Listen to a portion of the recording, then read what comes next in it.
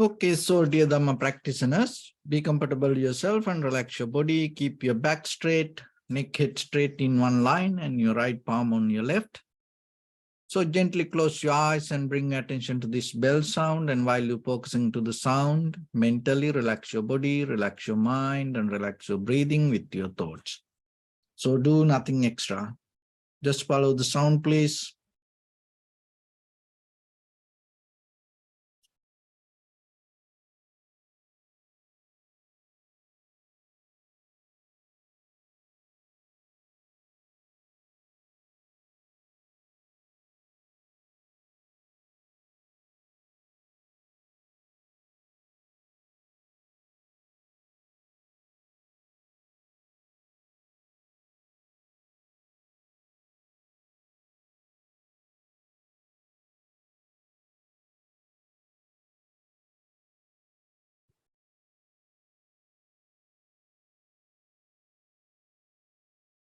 Namo tassa bhagavato arahato samma sambuddhassa. Namo tassa bhagavato arahato samma sambuddhassa. Namo tassa bhagavato arahato samma sambuddhassa. Homage to the Blessed One, the Exalted One, the fully enlightened One.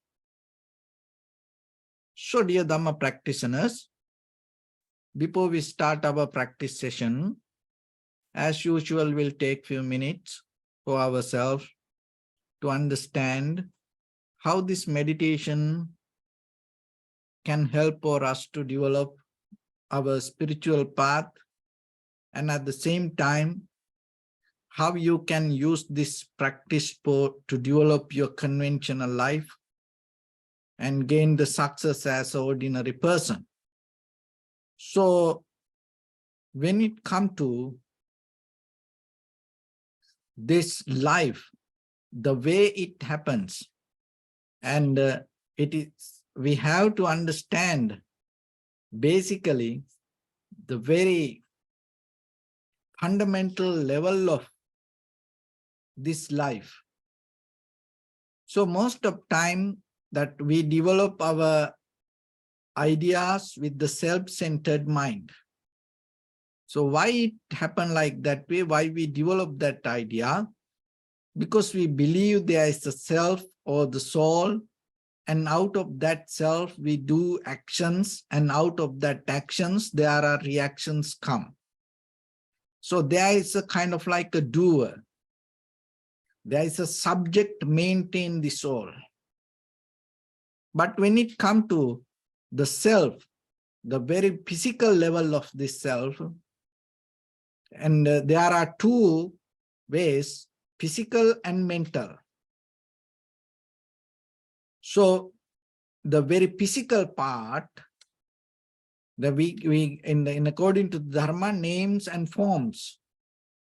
So when it comes to this physical part, if you look very carefully, and little by little, if you magnify this any physical material thing, you find the molecules. And if you expand it more, then you go into atom, an electron, neutron, and it's a proton. So then you go into quarks. So in that quarks, there is another theory now keep coming. That theory called string theory. So a string theory means in the fundamental level of these quarks, there is a kind of like something called filament. It's an energy.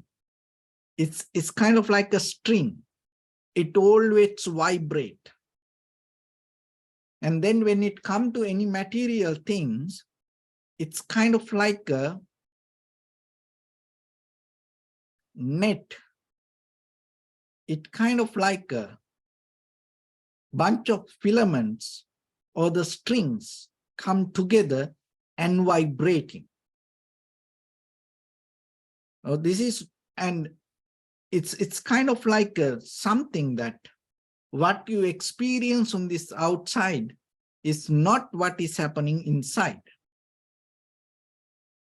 So, but whatever happened that inside give the experience to this outside world. So we have to understand that very carefully. It is not something happens and it's kind of like personally because of you. It has a way, it has a theory, it has a nature. That nature is it's kind of like called cause and effect. There's nothing come, or there's nothing happen, or there's nothing exists independently itself. So that is the material, that is the form level of existence, the world. Another one is the mental part. So when it comes to the mental part, so when it comes to the mind, so the behind the mind is not a kind of like you have a very precondition pattern that life going to happen. Even though the karma is there, this everything not happen because of the karma. And there's nothing going to happen because you have done something. There's always things can change. And when it comes to the mind itself, it's always depend on the intention. So the intention can depend on according to in this very moment of conditions. And the intention not belong to the karma, or the intention not belong to any other kind of precondition boundaries. And at the same time, there are some arguments come, these thoughts happen because of this some kind of chemical reactions. But if you look very carefully, as like matured people, we can understand if there is a chemical reactions effect for our thought all the time, then when it come to law and order, and we can't blame to anyone because of any intention or any action, because it's just a chemical reaction. And at the same time, then we can develop that kind of chemical situations in any human mind, and then we can move them to do certain action, but it doesn't work like that way. So the predetermination doesn't work, and at the same time, this subjective experience is not happens in, it's because of the previous actions. So this, when it comes to the mind always has, there is a way that it behave, and it needs the previous experience, but at the same time, it always not going to behave according to the previous experience. On the top of the previous experience, it has power to build up very new thoughts or the ideas. So somehow, when it comes to our life, that you have to understand in the physical level, if you look very carefully, when it comes to this body, if you look all the body parts, There is no such a permanent, independent, any element exists itself. This everything depends on something. So when it comes to the thoughts also, if you look into deeper to your thought pattern or the conditions, it also not any kind of sustainable, independent, permanent thought that you're going to have always. This all change. This is a very nature with the name and form. So through meditation, you are capable to observe and understand this nature. And when it comes to our day-to-day life, how this life pattern keep going like this way? There are three reasons. Today we are going to talk about that. So one of the major reasons to happen this life like this is the greed or the desire or the holding, grasping, clinging. So in this thought and the material world, that means the name and form, has some kind of connection with the four elements: heat, motion, liquidity, and hardness. So when it comes to the hardness, it has a nature to keep things together. And at the same time, if there is something weaker than that, it has power to reject it. So that's why you can keep something top of another thing, because it's always not going to keep things together. And in between this hardness, motion, liquidity, and the heat, so this always have a relationship with each other. It's always help each other. So because of that, what happens, this name and form always come together. So the greed or the desire or the lust has power to keep this heat, motion, liquidity, and hardness to move forward and create some kind of pattern. So once you release the greed or the desire or the lust from the intention, what happened, that greed, that the heat, motion, liquidity, and hardness not going to come together and create some kind of pattern itself, because it needs some energy, otherwise it's not going to happen itself.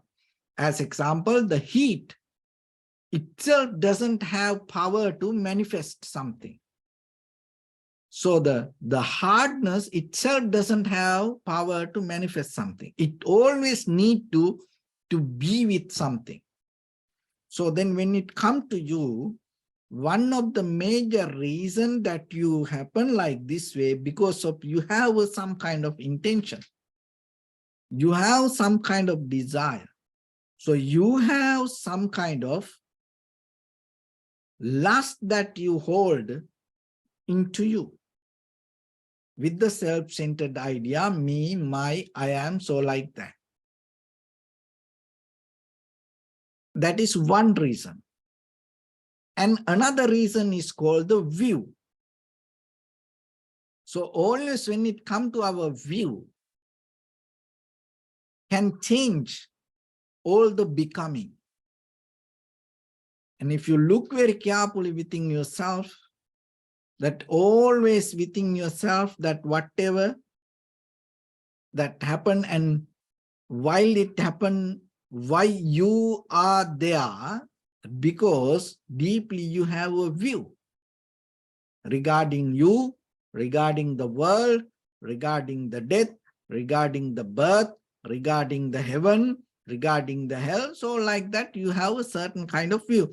So that view also have power to bring this heat, motion, liquidity, and hardness together. So one thing is the desire.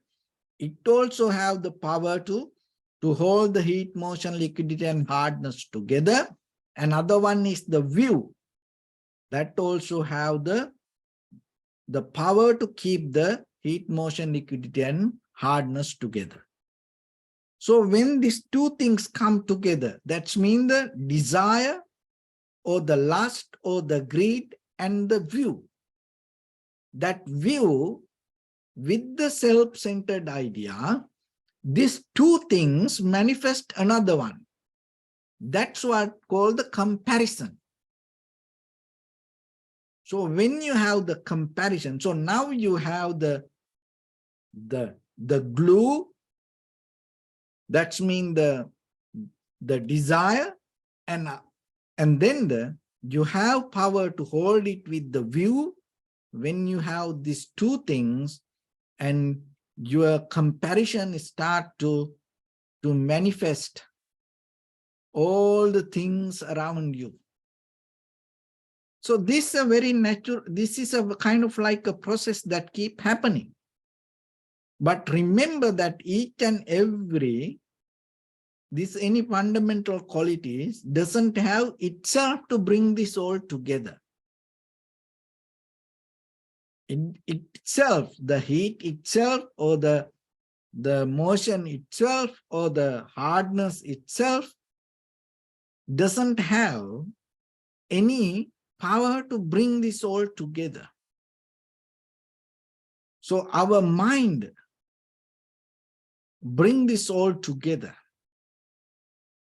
So if you release it from your intention, then what will happen? That manifestation start to release. And another way, if you release it from your view, and that way also the comparison not going to be there. But mainly, fundamentally, the desire and the view, once come together, the comparison going to be there. So when you have the comparison, so that means always the struggle going to be there. So when you have the struggle, it always, you finding a way and doing and the gaining things, and then you have the result with the world. So then again and again and again, you have to keep moving, keep doing things. So this itself doesn't have anyone behind this all, on this anything. But the thing is, we believe, I hold this. And because of that belief, it's going to be there. But it just not believing, you can't get out of it, because from the samsaric journey, we already build up a lot of desires, a lot of views, and the pattern of comparison with us. So then slowly we have to untangle this. So when it comes to each and every cell in your body, as I mentioned from the beginning, this all kind of like a filaments, little filaments create with the vibration. So that thought vibration in you, and it has a history. This is what we call the DNA or the blueprint.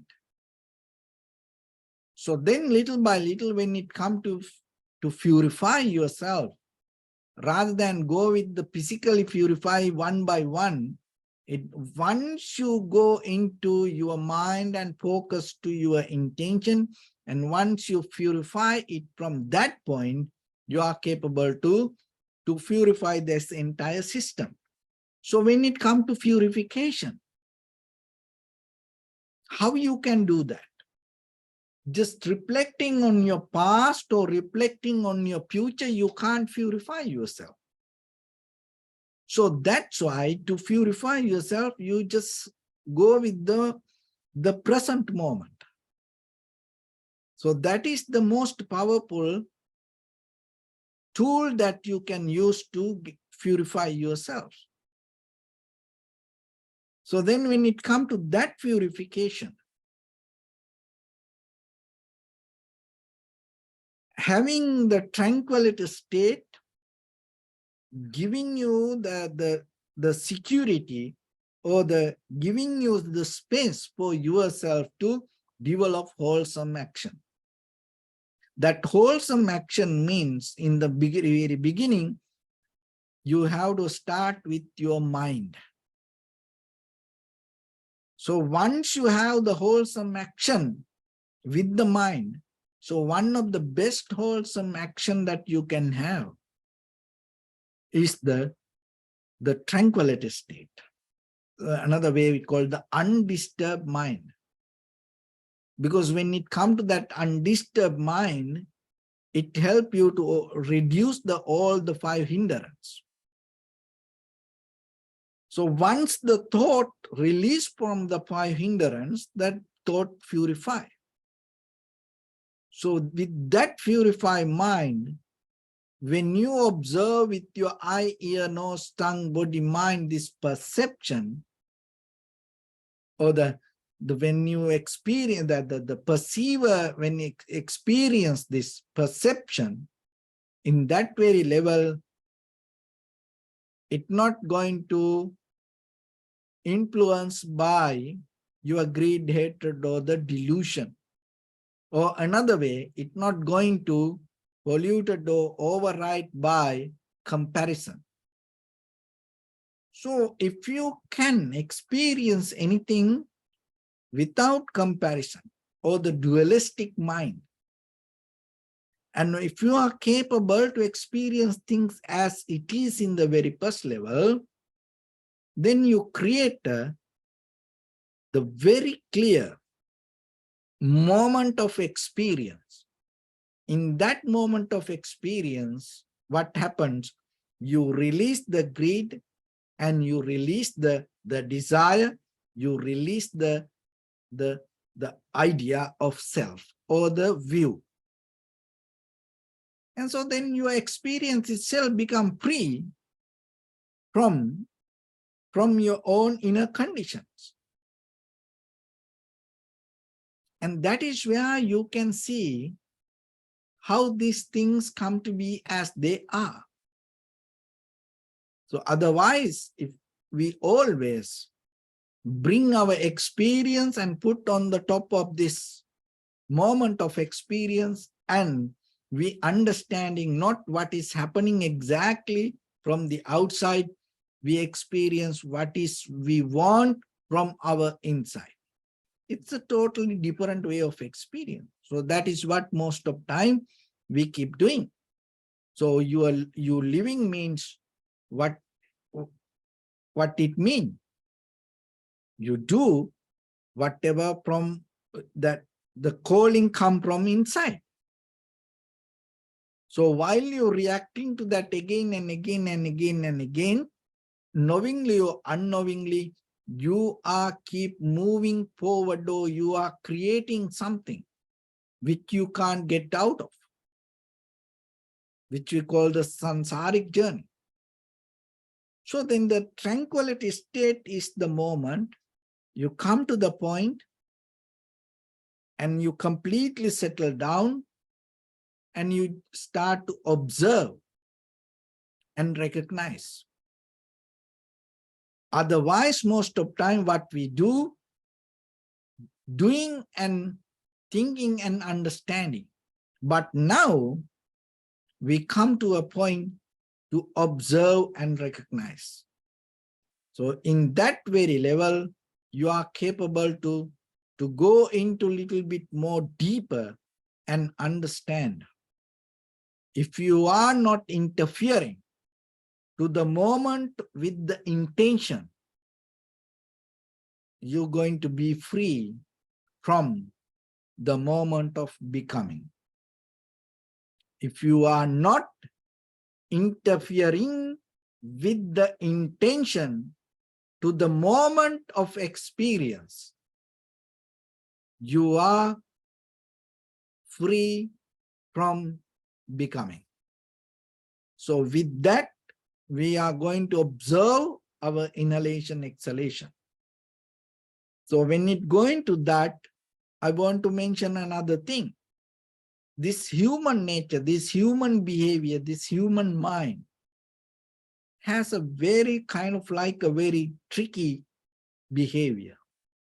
That one is always creating something and kind of like a going to a new thing, going to a new thing. But when it comes to this primary mental object, we observe inhalation, exhalation, little by little, we go deeper, deeper, deeper. We don't change the technique, because changing the techniques, going to different technique, going to different, that is what the mind want. That is the very nature of this conventional level of mind. But now we are not going to address to that. We are developing some kind of self-discipline to be in the same technique and go deeper again and again and again and again. It is not just a developing habitual mind. It is not just kind of like we get used to it, but moment by moment, you have to keep the newness, but at the same time, you have to stay on the path. And again, little by little, go deeper. When the mind say, go into something else, go into something else, because that is the very nature. Remember yourself to be disciplined, to stay and keep going deeper into the primary mental object, which is your own inhalation and exhalation. So with that, let's get into practice a little bit.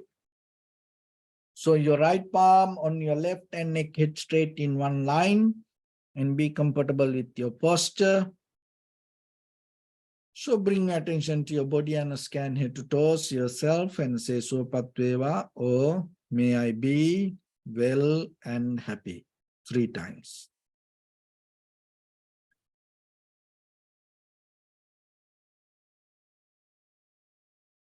Take a moment and think. We gathered here in this moment to practice this ancient meditation technique. All the Buddhas, all the enlightened masters followed this path and achieved wisdom. So we also gathered here to accumulate that knowledge. In this moment with this sitting, may my body become more comfortable, may my breath be more smooth, may no difficulties come to me. May all the success come to me. Also think for a moment, this is the last moment we're spending in this very lifetime, and detach your mind from all your past memories and as well as any kind of future thoughts. Just try to remain in the present moment, observing the sensation of your inhalation and exhalation.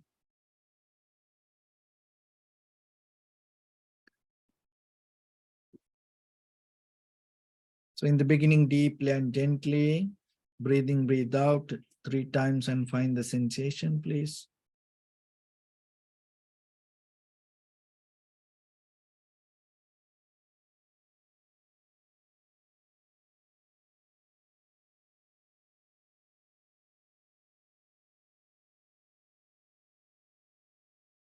And allow your inhalations, exhalations happen itself. When it happens through the sensation, recognize it, do nothing extra. If your mind go here and there, bring it back again and again. So don't disturb its natural process. Just keep observe.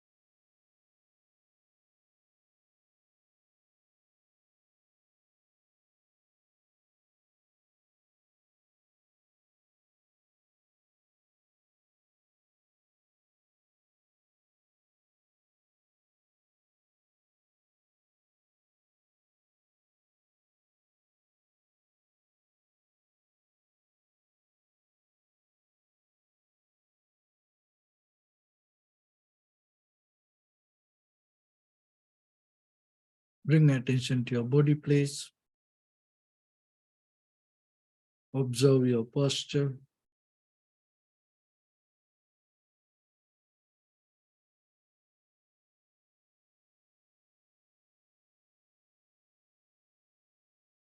We cultivate loving kindness and compassion in our heart and radiate it as a light through entire your compound, village, city, state, country, world, around this universe.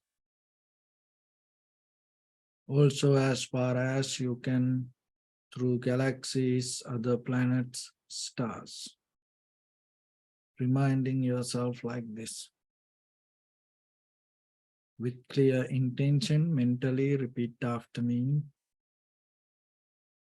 May all living beings in this universe be well and happy. May everyone be happy and safe. And may their hearts be filled with joy. May all living beings live in security and in peace.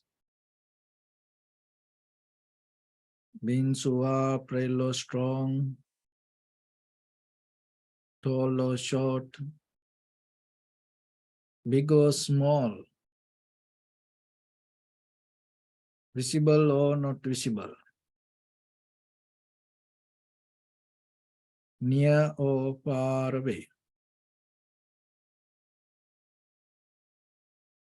already born or yet to be born.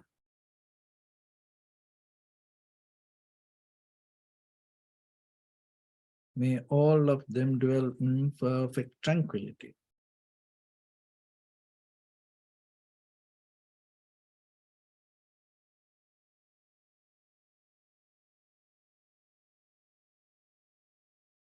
Let no one do harm to anyone. Let no one put the life of anyone in danger. Let no one out of anger or ill will wish anyone any harm.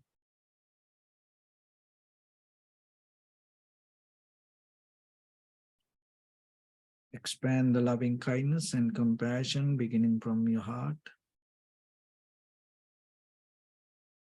Forward, visualize yourself and send it as a light.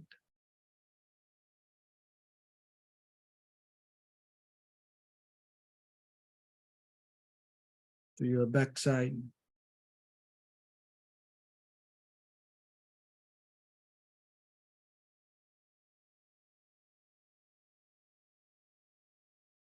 To your left side.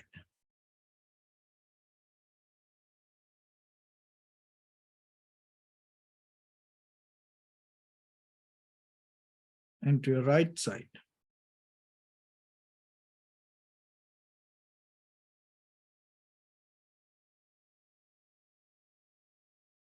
Downward.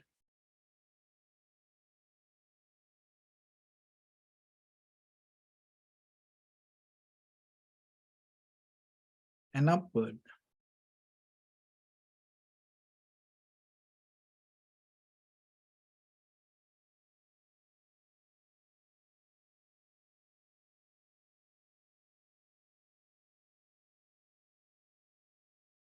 To all 6 directions at once, like the moon, the sun, spread the light, spread the energy, without any condition, without any limitation, without any resistance or without any judgment.